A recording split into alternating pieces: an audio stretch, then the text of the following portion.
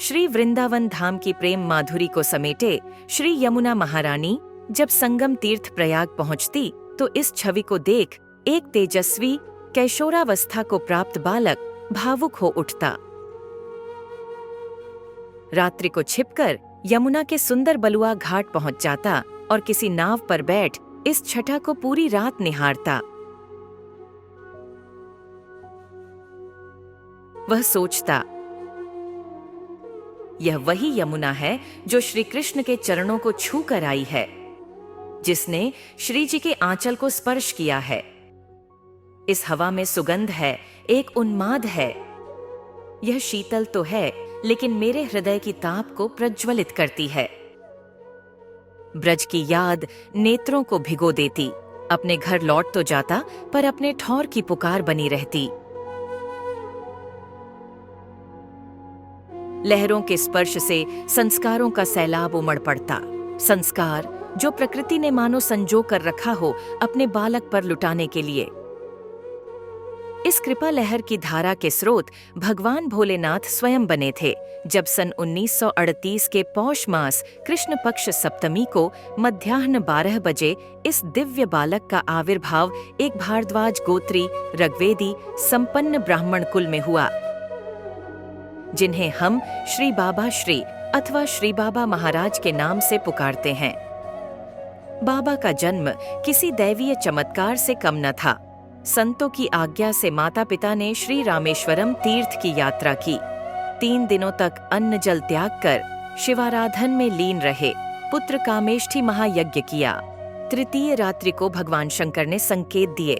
पिताजी सीलोन वर्तमान श्रीलंका से शिवलिंग लेकर आए और झूसी के श्री परमानंद गिरी आश्रम में स्थापना की। माताश्री एवं पिताश्री 1 वर्ष तक केवल फलाहार पर रहे। फलस्वरूप एक अलौकिक विभूति का एक विलक्षण महापुरुष के रूप में प्राकट्य से तीर्थराज प्रयाग कृतार्थ हो उठा। 12 दिनों तक उत्सव मनाया गया। श्री रामेश्वर महादेव की कृपा श्री रामेश्वर प्रसाद शुक्ल के रूप में विभूषित हुई। जिन्हें माताजी राम कहकर पुकारती, उन्हें वर्तमान जगत अनंत श्री विभूषित ब्रज के मुकुटमणि संत श्री रमेश बाबा के नाम से जानने का सौभाग्य प्राप्त करता है। बाबा श्री के पिताजी श्री बलदेव प्रसाद शुक्ल करुणा एवं दया के मूर्तिमान स्वरूप संत स्वभावी परम गोभक्त थे। संतों में उनकी खूब निष्ठा रही। बाबा श्री की माताजी श्रीमती हेमेश्वरी देवी परम विदुषी, परम भक्ता, परम तपस्विनी, भजनशील एवं सेवा परायणा सती स्त्री थीं। बाबा श्री के जन्म के पूर्व से ही परिवार को संतों का संग प्राप्त होता रहा। पिताजी वेदांत मंडली में बैठते थे। बाबा की 3 वर्ष की आयु रही होगी जब मदन मोहन बाग में भजन था। उस कार्यक्रम में भारत रत्न पंडित मदन मोहन मालवीय जी भी पधारे। उनका शुक्ल भगवान से अच्छा परिचय था। जहां अन्य बालक बाहर खेल रहे थे, वहीं बाबा श्री ध्यानपूर्वक कीर्तन सुन रहे थे। मालवीय जी की दृष्टि उस बालक पर पड़ी। उन्होंने बाबा को गोद में बैठा लिया और पूछे, तुम्हें भजन करना आता है? बोले, हाँ, और शिव शिव शंभू हर हर महादेव गाने लगे। मालवीय जी ने कहा, शुक्ला जी, ये लड़का तो अलौकिक है, यह तो संत बनेगा।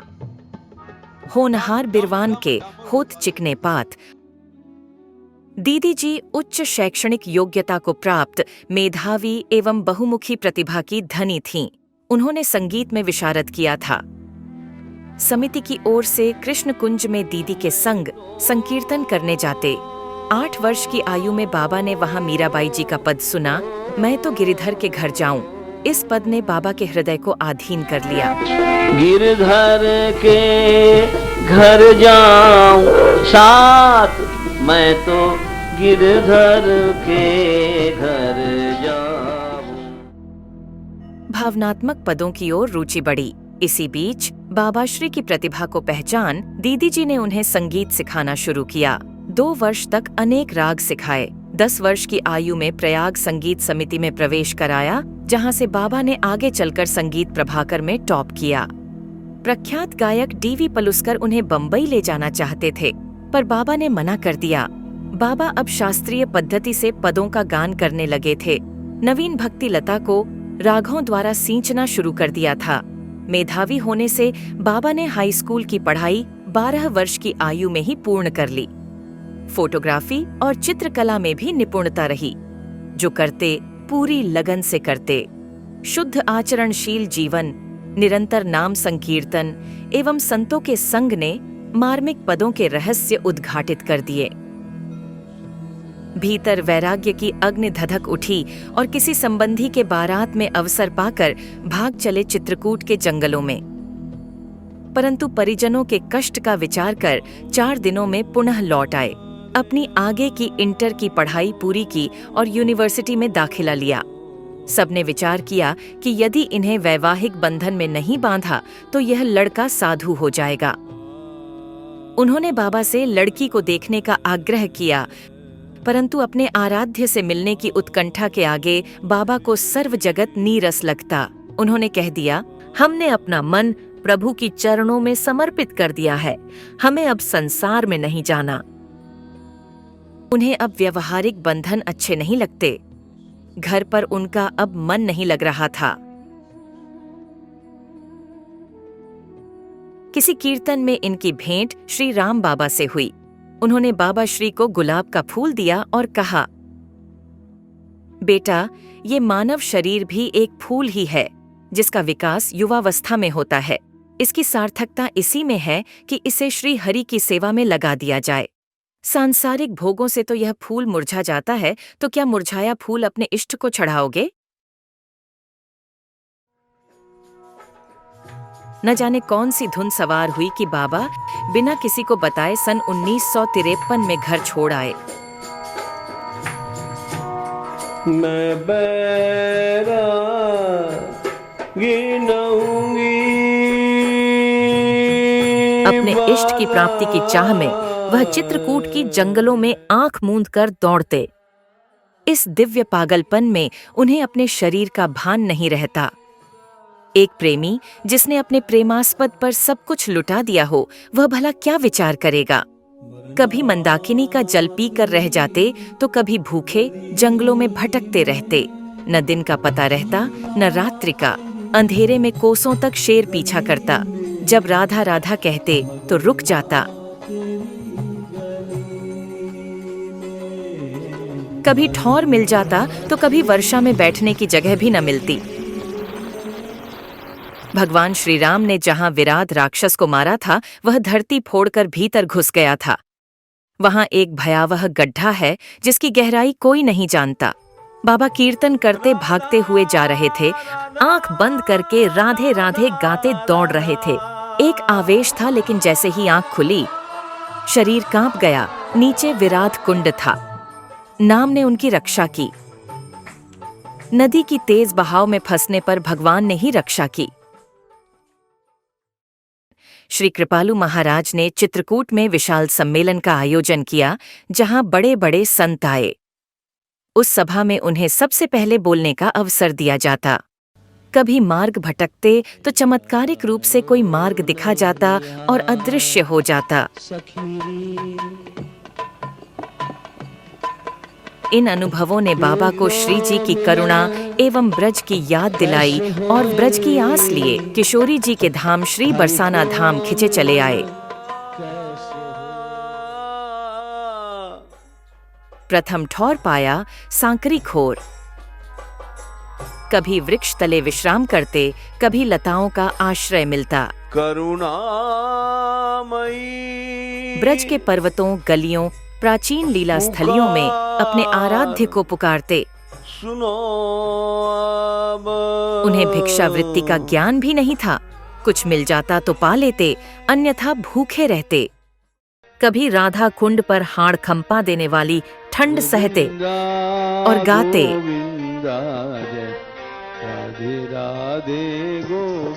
इस तरह कुछ महीने बीते। उधर माताजी पर दुखों का पहाड़ टूट पड़ा। उनका रो रो कर बुरा हाल हो गया। अपने इकलौते संतान को खोजने के हर संभव प्रयास किए, पर निराशा के अलावा कुछ हाथ नहीं आया। अंत में किसी सिद्ध बरहम बाबा के बताए पते पर खोजबीन हुई तो बाबा से मिलने दीदी जी के पति और चाचा जी आए। बाबा श्री बरसाने की परिक्रमा करते तो गहवर वन से विशेष लगाव रहता। उस सघन वन से लगे मानगढ़ के शिखर पर जीर्ण शीर्ण स्थिति को प्राप्त एक कोठरी थी। मानवती श्री राधा को मनाने यहाँ श्री ठाकुर जी अनेक लीलाएं करते, परंतु अब यह स्थान डाकुओं का अड्डा था। कुख्यात जहान डाकू यहाँ लूट के माल बांटने आता। फर्श पर सूखे खून के दाग स्पष्ट दिखते। विषैले सर्प, बिच्छू आदि भरे पड़े थे। भूत प्रेतों का भी यहाँ वास था। इन सब के भय से यहाँ कोई नहीं आता था। बाबा श्री वहाँ के प्राचीन गुफा में अखंड भजन करते। कभी हाड़ कंपा देने वाली ठंड में डुबकियां लगाते, तो कभी जेठ की भीषण गर्मी में खुले चट्टान पर ध्यानस्थ रहते। धीरे धीरे भजन के प्रताप से तामसिक शक्तियां चली गईं। उस बीच उनका अलग अलग स्थानों में जाना लगा रहा। बाबा श्री एक प्रभावशाली प्रवक्ता थे। जयपुर, अलवर, आगरा आदि स्थानों में कई कार्यक्रम किए। अलवर के कार्यक्रम में एक प्रश्न ने उन्हें व्याकुल कर दिया और वह कार्यक्रम छोड़ ब्रज लौट आए। कुछ समय बाबा अव्यवस्थित रूप से रहे। उन्होंने अपनी माताजी को एक बड़ा मार्मिक पत्र लिखा। इसी बीच बाबा श्री बड़े बाबा पूज्यनीय श्री प्रिया शरण जी महाराज के संपर्क में आए, जिनसे उन्होंने ब्रज के ग्रंथों एवं परंपराओं का अध्ययन किया। मधुकरी की शिक्षा, संतों की रहनी और अनेकों उपदेशों द्वारा बाबा श्री का पोषण हुआ। इस प्रकार बड़े बाबा को गुरु रूप में स्वीकार किया। इसी बीच गहवर वन में वास कर रहे रसिक प्रवर पंडित संत श्री हरिश्चंद्र जी महाराज की सेवा का अवसर बाबा श्री को प्राप्त हुआ। उनकी आज्ञा से बाबा ने गहवर वन में कुटी बनाई। बाबा कहते हैं, उनके आशीर्वाद से ही उन्हें गहवर वन का वास प्राप्त हुआ और अनेकों बार प्राणों की रक्षा हुई। सन 1958 से बाबा गहवर वन कुटी में रहने लगे। नाम साधन में दिवस और रात्रि बीत जाती। जब उनका गोलोक गमन हुआ तो बाबा उनके वियोग में खूब रोए। कर सोना क्या रे,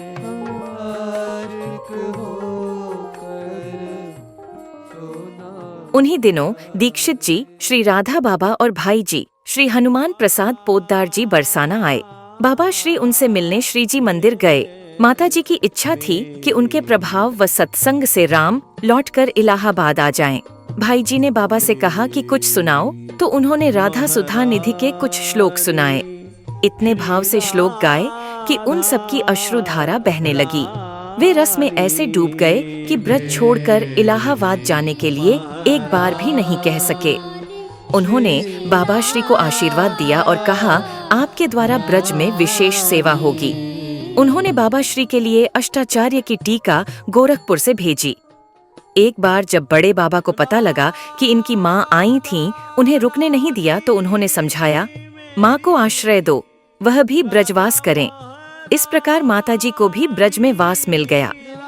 माताजी के आने के बाद बाबा ऊपर मानगढ़ पर रहने लगे।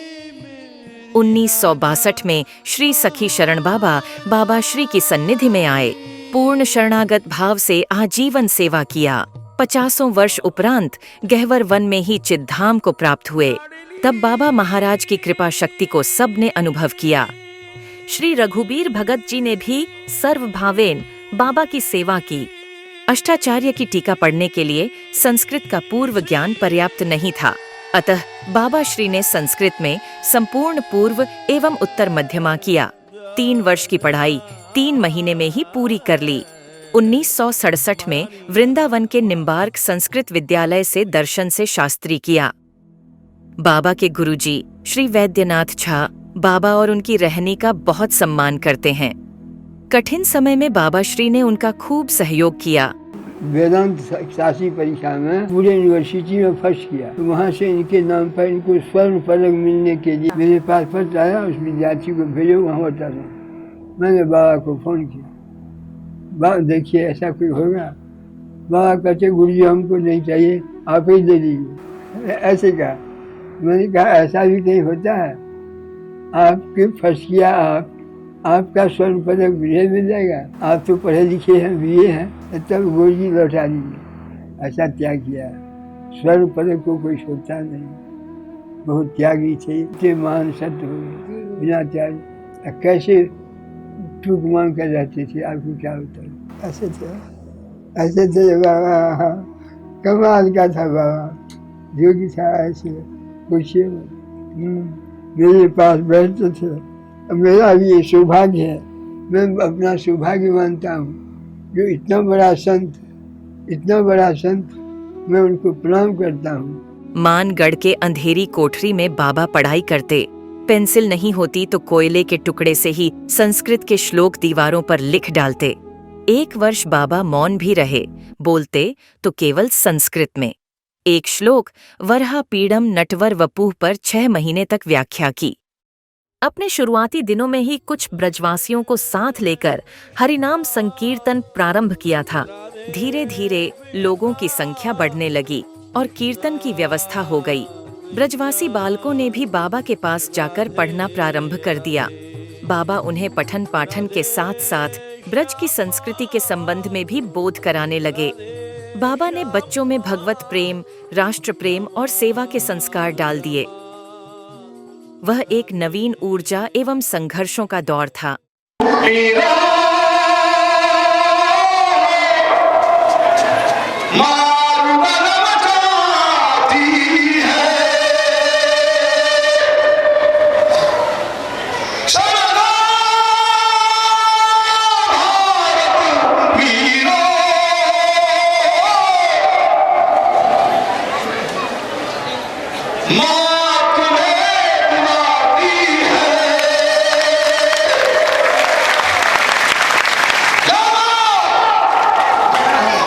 गहवर वन में बहुधा लोग लकड़ी काटा करते, पशुओं को चराने लगते। इन सब से धीरे धीरे गहवर वन उजड़ने लगा। 46 वर्ष घोर संघर्ष करने के बाद गहवर वन सुरक्षित हुआ। आज यह वन ब्रज के सबसे मनोरम स्थलों में से एक है। यह गहवर वन की छटा न होती यदि बाबा ने संघर्ष न किया होता। मानपुर के श्री प्रकाश प्रधान जी एवं चिकसौली के पंडित बाबू लाल जी एवं यमुना माता जी, दोनों परिवार पूर्णतया समर्पित थे। अतः दोनों परिवारों ने भी जीवन में अनेक कष्ट सहे। आज उनके बच्चे भी श्री बाबा महाराज की सेवा में समर्पित हैं। एक ओर जहां श्री राधाकांत शास्त्री जी ने मान मंदिर की सेवाओं का कार्यभार संभाला है, दूसरी ओर पंडित श्री रामजी लाल शास्त्री जी एवं साध्वी श्री मुरलिका जी ने कथाओं द्वारा देश विदेश में भगवन नाम का प्रचार किया है। 1971 में श्री राधानाथ स्वामी बाबा के दर्शन करने आए। बाबा से बहुत प्रभावित हुए। अपनी पुस्तक द जर्नी होम में वो लिखते हैं, Ramesh Baba became a lifelong friend and great inspiration. He lived and spoke what he believed, caring nothing for public opinion. I found it fascinating that he lived in similar conditions to the sages of the Himalayas while never leaving Vrindavan. He was a strict ascetic and profound scholar who spent his life begging and crying to be an instrument of Radha Krishna's gentle love. When he sang and when he served, that love was evident. गहवर वन के दिव्य संत मौनी बाबा ने सन 1975 में चमत्कारिक ढंग से शरीर छोड़ा। उनकी स्मृति में बाबा श्री ने पहली भागवत कथा कही। आगे गोवर्धन आदि स्थानों में कथाओं का क्रम चला। 85 गहवर वन की कथा इतनी प्रभावशाली रही कि उसका प्रकाशन भागवतामृतम के रूप में किया गया। सन 1959 में बाबा ने रमण रेती वाले श्री हरिनाम दास जी महाराज की सन्निधि में ब्रज 84 कोस की यात्रा की थी। वह बड़े पहुंचे हुए संत थे। वह कहा करते कि जो यात्री ब्रज यात्रा के इन पड़ावों का नित्य स्मरण करेंगे, उन्हें प्रणाम करेंगे, उनको निश्चित रूप से ब्रजवास मिलेगा। माताजी ने उनके वचन को सिद्ध करके दिखाया। अगले कई वर्षों तक बाबा ब्रज की परिक्रमा एकांत रूप से करते रहे। ब्रज के लुप्त होते तीर्थ स्थलों को देख दुखी होते। सुदूर क्षेत्रों में वाहन द्वारा नहीं जाया जा सकता था। ब्रज का आस्वादन व्रज प्रेमी कर सकें, बाबा ने ब्रह्म विलीन संत श्री नित्यानंद जी महाराज की कृपा से सन 1988 में यात्रा उठाई। प्रथम श्री राधा रानी वार्षिक ब्रज यात्रा में लगभग 200 यात्री रहे। यात्रा 11,000 रुपये कर्ज लेकर उठाई गई थी, फिर भी यात्रा को निशुल्क रखने का संकल्प लिया गया। पूर्णतः निःशुल्क अनवरत चल रही इस यात्रा में पूरे भारत से प्रत्येक वर्ष कार्तिक के महीने में हजारों यात्री भाग लेते हैं।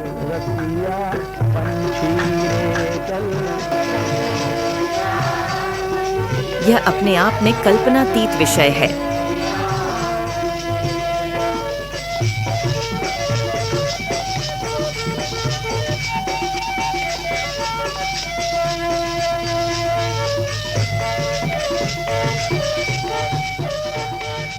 सभी यात्रियों के 40 दिनों की रहने, खाने आदि की व्यवस्था बड़े प्रेम से होती है।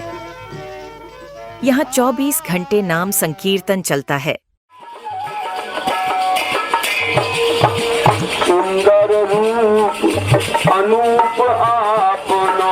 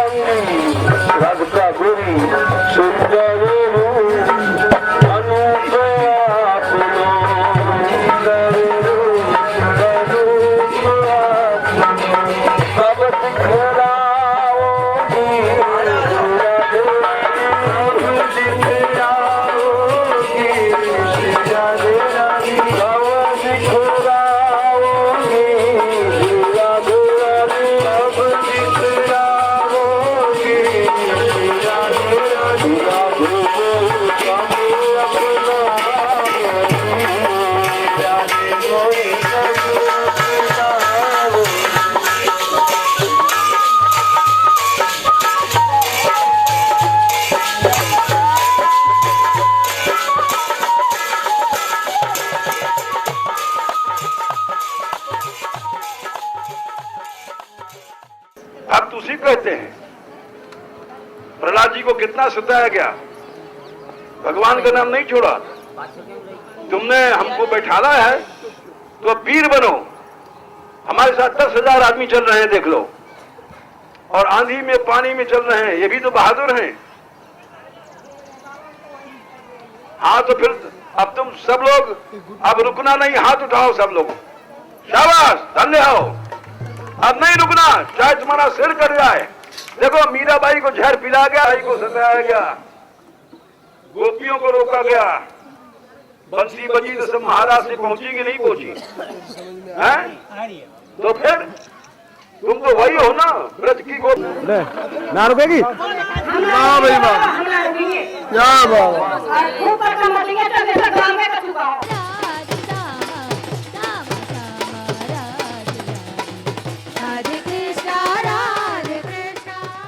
कि आपकी ये जो माला है सोने का हार है। यात्रा ने ब्रज के उपेक्षित पर्वतों एवं कुंडों की ओर ध्यान आकर्षित किया। ब्रज के पर्वतों की रक्षा नहीं हो पा रही थी। तुम कितना भी प्रयत्न करोगे, सत्य सत्य ही रहेगा, ब्रज अमर रहेगा, ब्रज के पर्वत सुरक्षित रहेंगे। बाबा ने जागृति के लिए हर संभव प्रयास किए, पर सफलता नहीं मिली। एक दिन बाबा सखीगिरी पर्वत पर धरना देकर बैठ गए। हम न मरे मरी हैं संसार। लेकिन इस यात्रा में धर्म के साथ पर्यावरण को बचाने का, पुरानी धरोहर को बचाने का भी एक संदेश है।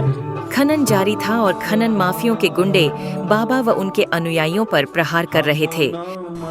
और हमारे व्यवस्थापक के भाई को मार गए, वो जाने कैसे जिंदा हो गया। एक आंख तो उसकी फूट गई, 2 छर्रे वरे लगे हुए हैं। उसके पहले किडनैप कर ले गए थे, 2 बार अटैक हुआ, 1 बार पॉइजन दिया गया।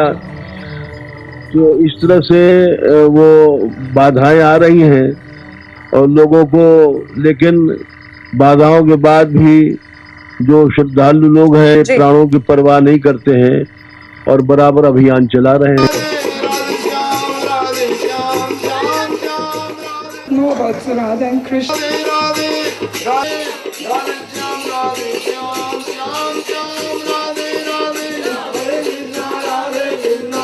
Krishna never makes even a step out of Vrindavan. जाओ परिक्रमा के बाहर 5 किलोमीटर से कम पर हमारा कोई समझौता नहीं होगा। ब्रजवासियों एवं ब्रज प्रेमी संतों का त्याग रंग लाया। भगवत कृपा से जिला प्रशासन ने ऊपर के दबाव से सैकड़ों वाहन जब्त कर खनन माफिया की कमर तोड़ दी और धरना समाप्त हो गया।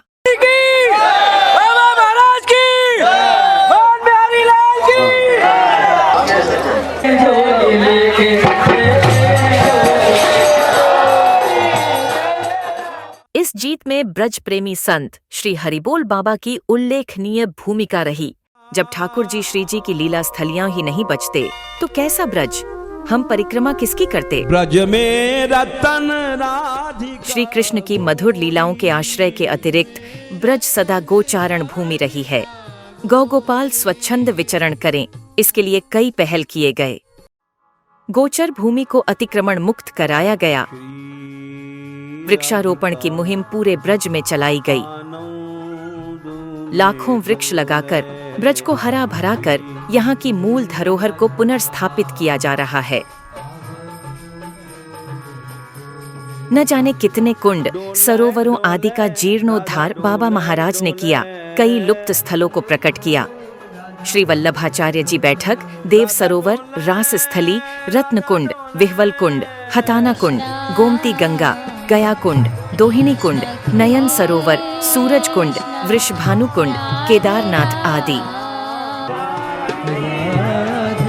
वर्षों पूर्व जिस यमुना किनारे बैठ बाबा रोया करते, उस यमुना की ब्रज में दुर्दशा उनसे देखी नहीं गई। श्री यमुना महारानी के वास्तविक स्वरूप को ब्रज में लाने का बेजोड़ आंदोलन छेड़ा था बाबा ने। हम भूल गए गौरव अपना, हम भूल गए गौरव अपना, ये कैसी भ्रांत विडंबना है। जागो जागो हे ब्रजवासी, अब यह जागन की बेला है। ब्रज के गांव-गांव जाकर सभाएं की थी। आपने सदा हमारी यात्रा में अपनी कृपा का चमत्कार दिखाया है। अपनी कृपा का चमत्कार दिखाया है। लाखों भक्त चल पड़े थे दिल्ली अपनी यमुना मैया को लाने। यमुना को बचाने के लिए आर पार की लड़ाई। यमुना जी की सेवा में आए हैं, सबके चरणों में प्रणाम। जय राधे श्री राधे,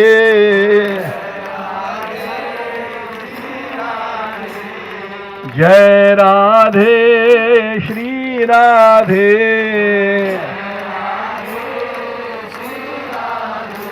वृंदावन रानी श्री राधे,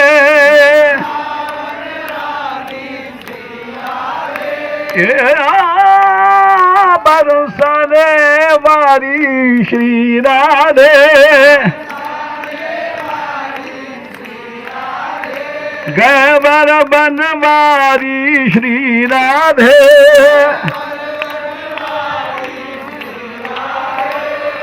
जय राधे श्री राधे। ब्रज के सभी संतों ने एकजुट होकर प्रयास किया था।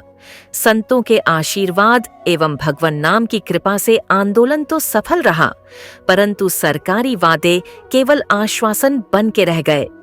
परंतु ऐसा संभवतः पहली बार हुआ होगा जब लाखों की भीड़ निस्वार्थ भाव से किसी आंदोलन के लिए जुटी हो। धन्य है ऐसी विभूति का जो समाज को हर संभव रूप से जागृत कर रहे हैं। भगवन नाम प्रचार के अतिरिक्त पर्वत, कुंड और यमुना बाबा श्री के 4 में से 3 स्तंभ रहे।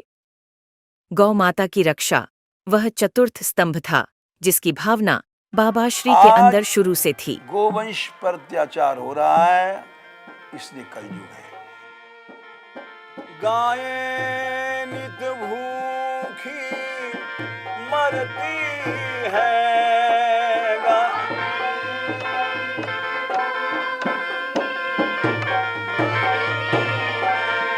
ए गोविंदा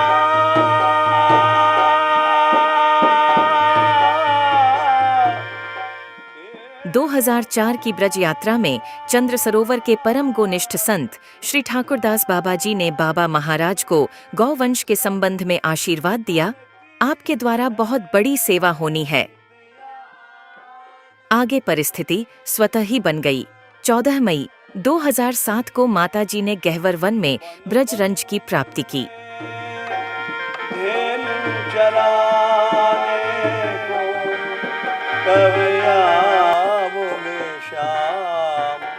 माताजी की गौ के प्रति वात्सल्य एवं प्रेम से सभी परिचित थे।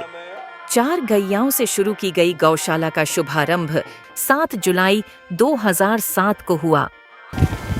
इतना बड़ा जो हम सोच रहे हैं कि सारा पहाड़ों पर सारे भारत की गायों को इकट्ठा कर दें। जी हाँ।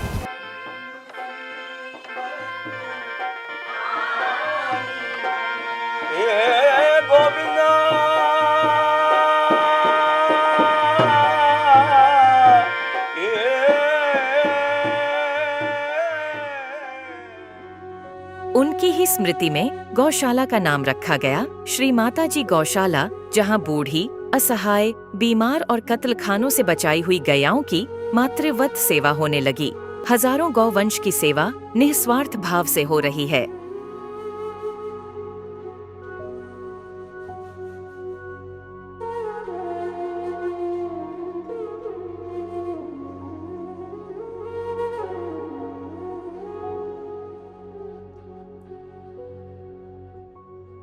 सभी आधुनिक मेडिकल चिकित्सा सुविधा यहाँ उपलब्ध है। यहाँ गोबर गैस का उत्पादन भी किया जाता है।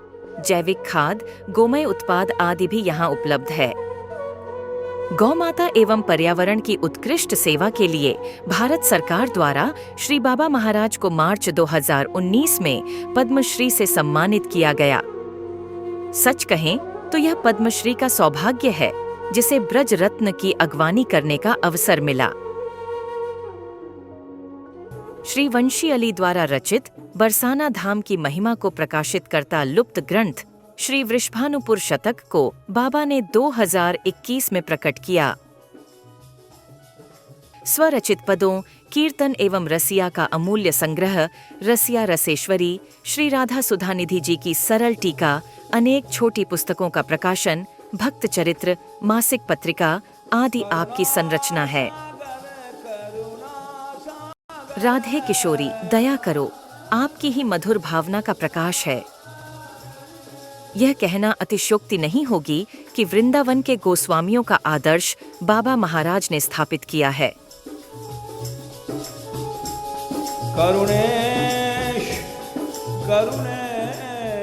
सांप्रदायिक संकीर्णता की बाबा ने सर्वदा भर्त्सना की है। बाबा श्री ने ब्रज रस लूटा है और हम सबको लुटाया है।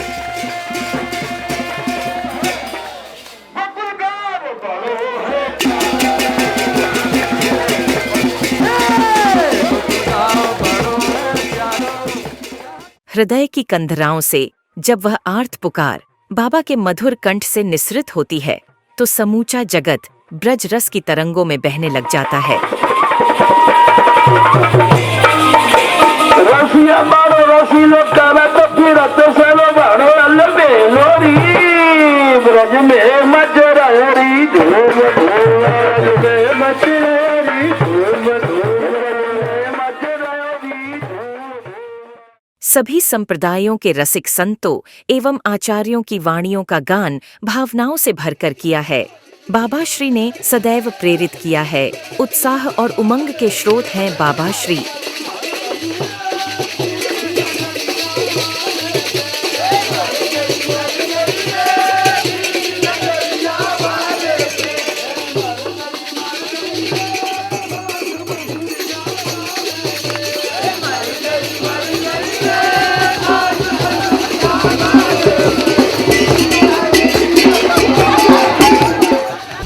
हर समय आप बाल बच्चों को हंसाते हैं खेलते हुए।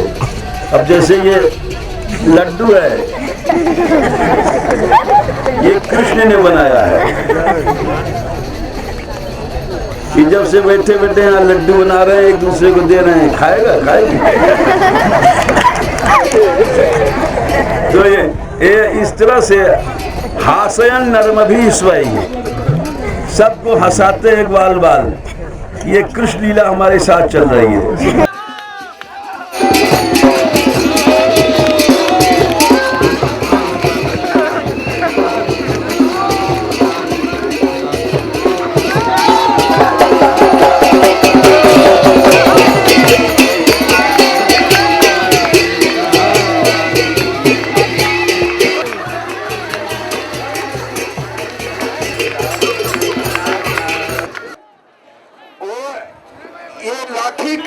ऐसे टेक करके और ऐसे और पीछे जाओ भाई, एक चरण आगे एक ऐसे, ये लाठी का चिन्ह है और एक चरण पूरा और एक 5 उंगलियां ऐसे है,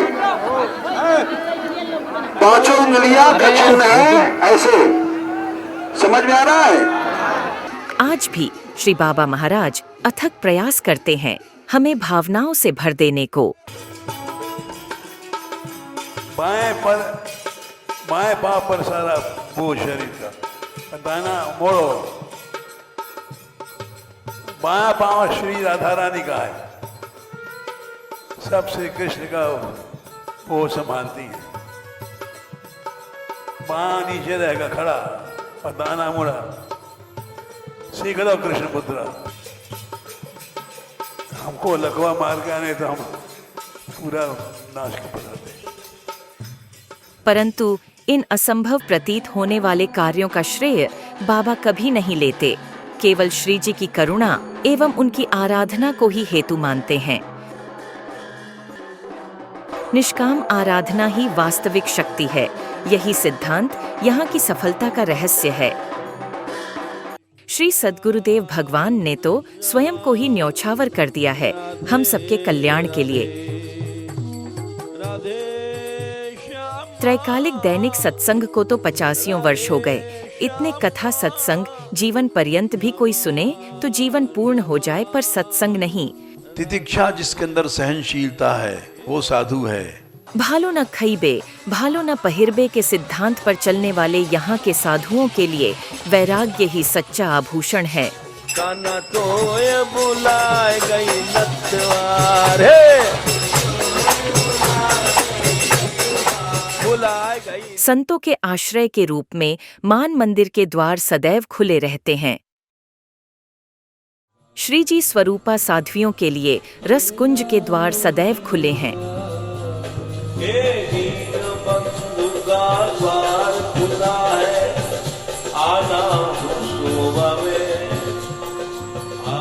हरिनाम प्रचारिणी सभा के द्वारा सबसे बड़ा दान, भगवन नाम का दान, हजारों गांव और शहरों में चल रहा है।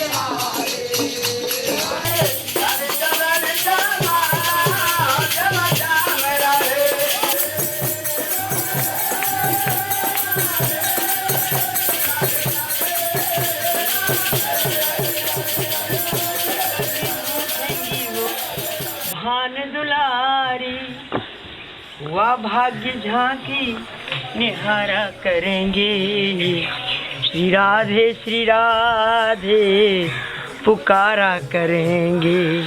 नित्य आराधना एवं ब्रज रस रसिया की झांकी प्रतिदिन रस मंडप में देखने को मिलती है। बाबा श्री ने इसी आराधना को मूल माना है। कभी मानगढ़ के रास मंडल पर घनघोर कीर्तन की ध्वनि नीम गांव तक जाया करती थी। गहवर कुंड पर आराधना की यादें मात्र से रोमांच हो आता है। रस कुंज के उपासकों की साधना रस मंडप में बह रहे रस का स्रोत है। ब्रज रस की परंपरा को रस मंडप ने नई ऊर्जा प्रदान की है। मन याद करो राधा रानी के चरण, महारानी के चरण। मन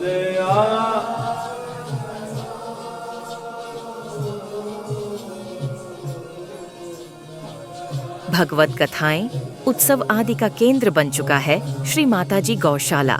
निशुल्क प्रसाद की व्यवस्था माताजी गौशाला की ओर से श्री जी मंदिर की पहाड़ी स्थित श्री राधा रानी रसोई के नाम से एवं गौशाला में तो चल ही रही है। निशुल्क अस्पताल का संचालन सफलतापूर्वक हो रहा है, जिसका लाभ सभी ब्रजवासी ले रहे हैं। बड़े बड़े इलाज यहाँ सहजता से हो जाते हैं। कहाँ है ऐसी उदारता? ऐसी उदारता होती भी है। ब्रज ब्रजेश एवं ब्रजवासियों की ऐसी सेवा के पीछे हमारे प्यारे बाबा ही तो हैं।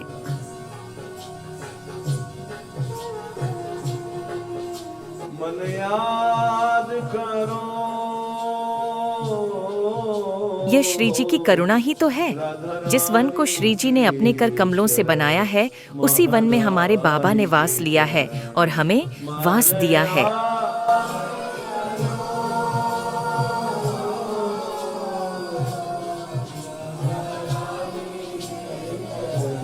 भैया, ऐसी उदारता तो केवल यहीं हो सकती है।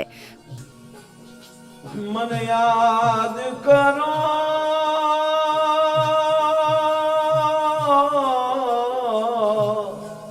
मन याद करो। पूज्य श्री बाबा महाराज का दर्शन साक्षात श्री युगल सरकार का दर्शन है।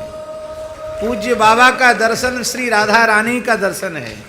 पूज्य बाबा का दर्शन श्याम सुंदर का दर्शन है। पूज्य बाबा का दर्शन समस्त ब्रज के रसिकाचार्यों का दर्शन है। पूज्य बाबा का दर्शन 84 कोस ब्रजमंडल का दर्शन है। हमारे तो पूज्य बाबा माता पिता गुरु भगवान सब कुछ हैं। पूज्य बाबा संत हमारे मात पिता हैं, संत ही भाई बंधु, सब कुछ पूज्य बाबा हैं। हम बाबा के बालक हैं और श्री नृसिंह भगवान से हम यही प्रार्थना करते हैं कि बाबा अनंत काल तक हम लोगों के मध्य प्रसन्न और स्वस्थ विराजे रहें। हम लोगों को कभी बाबा के वियोग की अनुभूति न करनी पड़े, ऐसी श्री जी के चरणों में, नृसिंह भगवान के चरणों में प्रार्थना है कि उनके संपूर्ण अरिष्ट को भगवान नृसिंह एक गर्जना में ही समाप्त कर दें। बाबा के श्री चरणों में दास का बार बार साष्टांग प्रणाम है। राधे किशोरी दया करो,